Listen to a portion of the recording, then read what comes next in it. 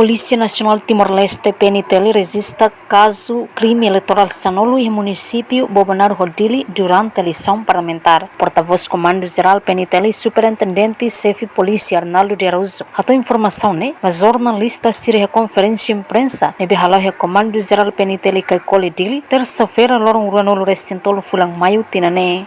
Município Mariana e a crime eleitoral itu nabi maka PNTL Simo soal município Dili ho município Bobanaro município Silo município tem informação nabi akan relata de primeiro para município Bobanaro kata ia crime eleitoral ni itu ia balu lori tinta fakar ba fiscalisir nabi mak ia fakar ba balu tia tu jadi lomba lori tinta ne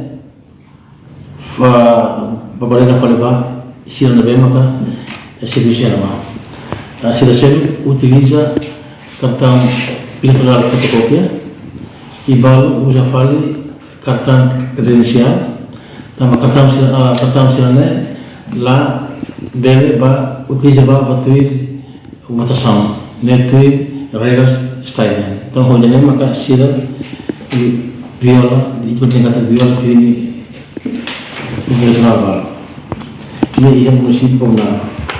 Chefe Polícia Arnaldo de Araújo informa que o município de PNTL registra caso crime eleitoral durante a eleição parlamentar Hamotuk Tolu. Portanto, PNTL estima o caso crime eleitoral no município Ruadet, Macadili, ho Bobanaro. Enquanto o município Siracelo, PNTL se deu informação.